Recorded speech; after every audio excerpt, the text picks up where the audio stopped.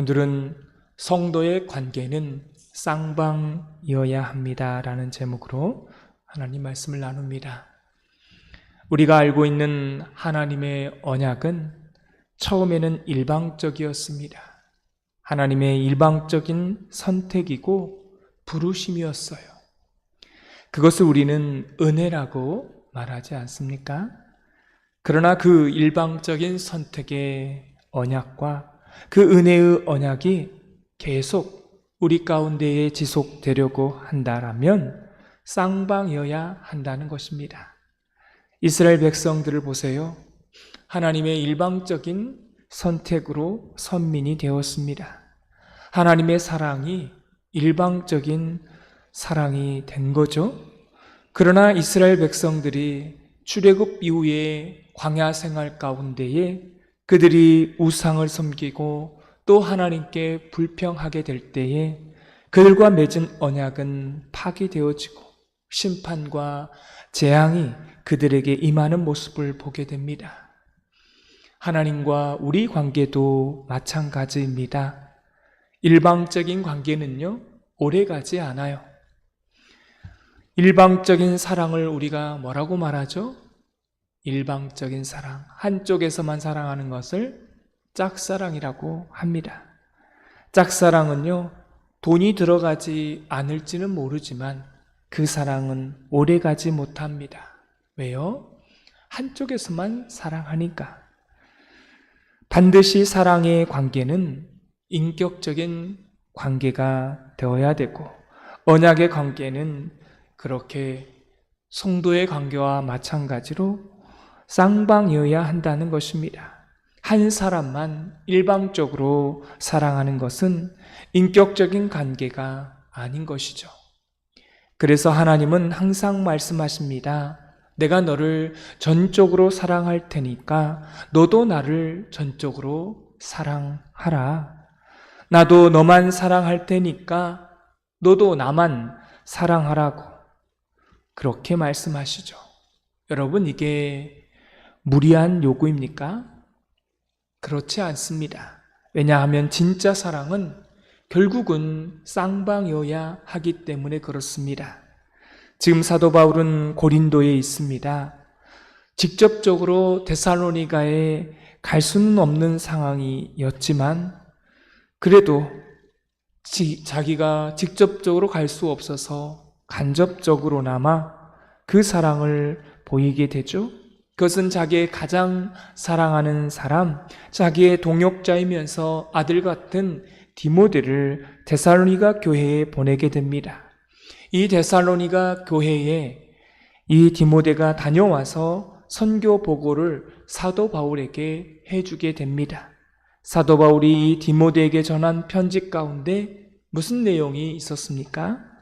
나는 정말로 너희에게 가고 싶었다.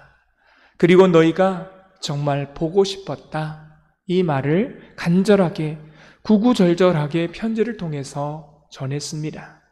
그런데 돌아온 이야기가 뭡니까? 데살로니가 교인들도 똑같이 사도 바울을 보고 싶어 했다라고 디모데를 통해서 전해 듣게 됩니다. 사랑하는 성도 여러분, 이게 바로 쌍방향인 것입니다. 그래서 이 말이 사도 바울에게 위로가 되었다는 거예요. 오늘 7절 말씀을 다 같이 읽도록 하겠습니다. 이러므로 형제들아, 우리가 모든 궁핍과 환난 가운데서 너희 믿음으로 말미암아 너희에게 위로를 받았노라. 아멘. 사랑하는 성도 여러분, 우리가 하는 위로, 또 우리가 받는 그 위로도요, 다 쌍방이어야 하는 것입니다. 사도 바울이 개척한 교회가 데살로니가 교회입니다. 또 사도 바울이 복음을 전한 교회가 데살로니가 교회입니다. 엄밀히 말하면 사도 바울이 더 성숙하겠죠. 사도 바울이 스승이라면 데살로니가 교인들은 제자가 되는 것입니다. 그러면 사도 바울은 위로가 필요 없는 사람일까요? 사도 바울이 일방적으로 사랑하고 일방적으로 저들을 위로하고 격려하면 그것이 끝나는 것입니까? 그렇지 않다는 거죠. 데살로니가 교인들에게 바로 동일한 반응이 돌아와야 된다는 것입니다. 이것이 바로 사도 바울에게 위로가 되었고 힘이 되었고 격려가 되었습니다. 나만 일방적으로 사랑한 것이 아니라 그 사랑을 받은 데살로니가 교인들도 사도 바울에게 사랑한다고, 보고 싶다고 이 말을 듣게 되어서 사도 바울이 위로를 받았다는 것입니다. 우리가 아는 칭찬과 위로와 격려는 윗사람이 꼭 아랫사람에게만 하는 것이 아닙니다. 리더가 성도에게만 하는 것이 아니죠. 오히려 아랫사람도 윗사람에게 얼마든지 할 수 있습니다. 그리고 이 위로가 오래 가려면, 이 칭찬이 오래 가려면, 이 격려가 오래 가려면, 인격적인 관계가 오래오래 가려면 어떻게 되어야 된다고요? 쌍방이어야 된다는 것입니다. 예배도 마찬가지입니다. 보세요. 예배는 하나님께 드리는 거죠. 예배의 본질이 무엇입니까? 우리가 하나님 앞에 예배하면서 하나님 대단하십니다. 하나님이 아니었다면 저는 끝난 인생입니다. 하나님 덕분에 제가 먹고 삽니다. 여러분, 이게 뭐예요? 하나님을 칭찬하는 것입니다. 하나님을 높여드리는 것이 칭찬하는 거예요. 사랑하는 성도 여러분, 하나님께서 우리에게 사랑을 베푸셨어요. 창조하셨어요. 날마다 우리와 임마누엘로 함께 하십니다. 그런데 우리가 만약에 하나님 대단하십니다, 하나님 덕분에 사는 것입니다, 이렇게 말하지 않는다면 그런 관계는 어떻게 돼요? 오래가지 못한다는 것입니다. 그래서 날마다 하나님의 은혜를 우리가 받고 그 은혜의 충족을 받고 그때마다 하나님 대단하십니다, 오른손을 지켜들고 하나님 대단하십니다, 하나님 덕분에 제가 살고 있습니다, 이렇게 하나님을 칭찬해 드려야 된다는 것입니다. 이렇게 칭찬하는 저와 여러분이 되어지기를 소망합니다. 이것은요, 아첨과 아부가 아닙니다. 왜냐하면 한 번 하고 마는 것, 그것이라면 아부가 되겠지만 일평생 우리가 목숨이 있을 때까지 하나님께 계속 칭찬해 드리면 이것은 아부가 아니라 충성이 되는 것입니다. 부부 관계도 마찬가지입니다. 부모 관계도 마찬가지입니다. 일방적인 관계는 절대 오래가지 않아요. 아내들이 살아가면서 가장 행복하게 느낄 때가 언제인 줄 아십니까? 이걸 조사를 했대요. 1위가 아주 신기합니다. 아내들이 행복해 할 때 1위가 뭐냐면요, 남편이 음식물 쓰레기를 버려줄 때 여자는 가장 행복하답니다. 명품 백을 사다 주고 다이아몬드를, 그렇게 반지를 사다 줄 때가 아니라는 거예요. 그게 1위가 아니라 1위는 음식물 쓰레기를 버려줄 때였습니다. 아내는 가정에서 큰 사랑을 베풀어요. 밥도 해주고 빨래해주고 또 자녀들을 다 양육해주고 그렇게 큰 사랑을 주었는데 남편은 그 사랑에 대해서 가만히 있지 않고 사소한 것이라도 그렇게 돌려주면 그것이 그 사람에게 큰 행복이 되었다라고 말해주고 있는 것입니다. 저도 집에서 아내의 행복을 위해서 음식물 쓰레기를 버리고 있습니다. 사랑하는 성도 여러분, 작은 것에 감동을 받고 행복해 하는 거예요. 작은 것에, 사소한 것에 그렇게 쌍방이 될 때에 위로가 되고 행복이 되는 겁니다. 사도 바울은 말합니다. 너희에게 위로를 받았노라. 나중에 이 말을 들은 데살로니가 교인들은 얼마나 또 기분이 좋았을까요? 사도 바울이 내가 너희를 통해서 위로를 받았다라고 하는 이 말을 나중에 데살로니가 교인들이 들었다고 했을 때 기분이 좋겠죠. 사도 바울이 일방적으로 자기들을 사랑해 줬어요.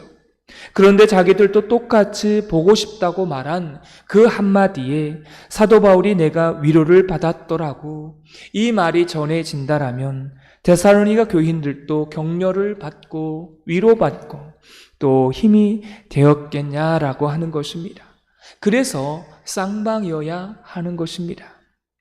그런데 오늘 데살로니가 교인들이 보고 싶다라는 말이 전해졌을 때 사도 바울의 상황이 어떤 상황이었을까요? 우리 7절 말씀을 다 같이 다시 한번 읽겠습니다. 이러므로 형제들아, 우리가 모든 궁핍과 환난 가운데서 너희 믿음으로 말미암아 너희에게 위로를 받았노라. 지금 사도 바울의 상황은 어떤 상황이었습니까? 편한 상황이 아니었어요. 사도 바울은 궁핍과 환난 가운데서 그 말을 들은 것입니다. 데살로니가 교인들이 우리도 당신을 보고 싶다라는 말이 이 어려운 가운데 들려지게 된 것입니다. 사랑하는 성도 여러분, 우리가 살아가면서 가장 힘들고 어려울 때가 있습니다. 여러분, 모든 사람들이 다 그렇죠. 부모도 사실은 강한 것 같지만 항상 강한 게 아닙니다. 부모도요, 외로움을 타는 거예요. 자식 앞에서 안 할 뿐이죠. 사랑하는 성도 여러분, 부모는 항상 강한 게 아닙니다. 남편도 마찬가지입니다. 남편들이 항상 강해 보이는 것 같지만 강한 것이 절대로 아닙니다. 오늘 말씀처럼 궁핍과 환난이 있습니다. 그럴 때에 사도 바울에게도 위로가 필요한 것이죠. 그때마다 위로가 필요합니다. 여러분, 이걸 잊지 마시기를 바랍니다. 또한 세 번째입니다. 사도 바울이 위로가 되었던 것은 바울이 바울의 그 마음이 저들에게 전달되었고, 또한 데살로니가 교인들의 마음이 사도 바울에게 전달된 것입니다. 오늘 성경은 말합니다. 너희의 믿음을 통해서 굳게 되었다라고 그렇게 말하고 있습니다. 무엇인가 대단한 것을 주는 것이 위로가 되는 게 아니라는 겁니다. 내가 보고 싶다. 그러니까 우리도 당신이 보고 싶다. 여러분, 이게 얼마나 단순합니까? 그런데 그것이 궁극적으로 어떻게 되었습니까? 사도 바울에게 있어서 사도 바울을 굳게 세워줬다는 것입니다. 8절 말씀을 다 같이 읽겠습니다. 그러므로 너희가 주 안에 굳게 선즉 우리가 이제는 살리라. 아멘. 조금 전까지만 해도 사도 바울이요, 데살로니가 교인들을 걱정했습니다.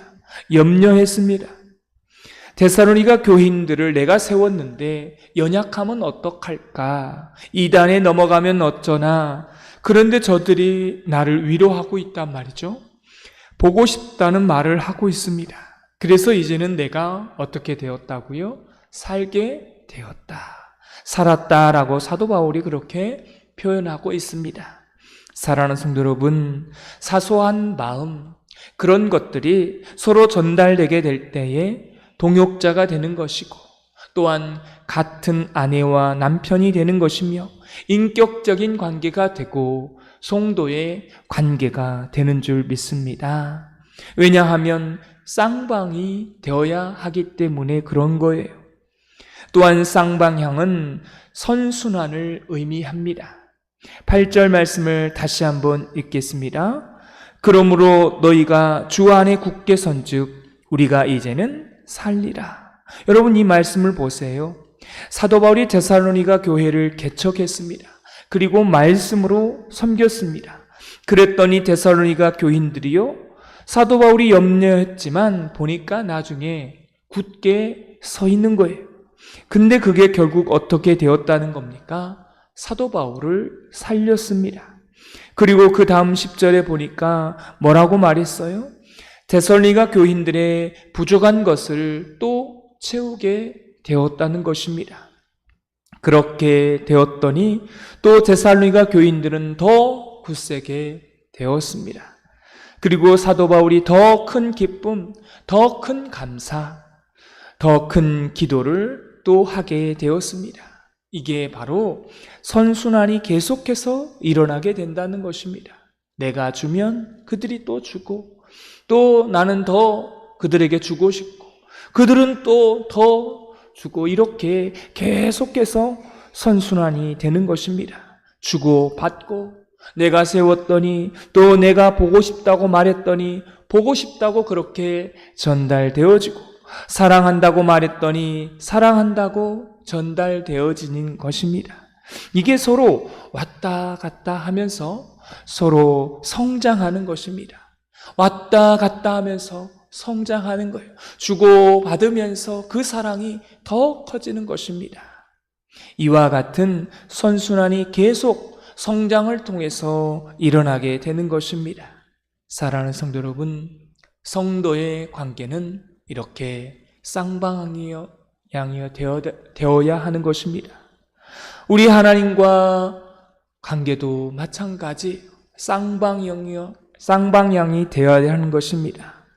쌍방향으로 여러분의 가정 가운데 또 우리 교회 가운데 일어나게 되기를 소망합니다. 기도하겠습니다. 하나님 아버지, 성도의 관계, 하나님과의 관계, 그것은 쌍방향이어야 되는 것입니다. 하나님 그렇게 우리에게 말씀해 주십니다. 사도 바울이 데살로니가 교인들을 염려하고 걱정했습니다. 그런데 자신의 그 마음이 전달되어졌을 때 그들도 사도 바울을 보고 싶다라고 그렇게 전달받았습니다. 그렇게 될 때에 사도 바울은 굳게 되었고 살았다라고 고백하고 있습니다. 하나님, 우리가 이렇게 성도의 관계, 하나님과의 관계에 있어서 서로 주고받는 쌍방향이어야 하는 그런 관계로 나아가도록 우리를 인도하여 주옵소서.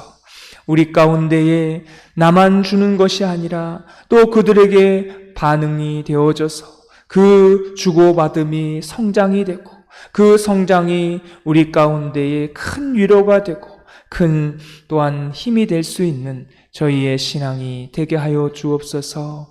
오늘 우리의 삶도 하나님께서 함께 하여 주시고 또 내일 주일 예배 가운데에도 하나님 우리 모두에게 은혜를 불어주셔서 하나님 앞에 힘을 얻고 또 하나님 앞에 사랑을 고백하고 또 하나님을 칭찬해 드리고 하나님을 높여 드리는 귀한 예배 되게 하여 주옵소서.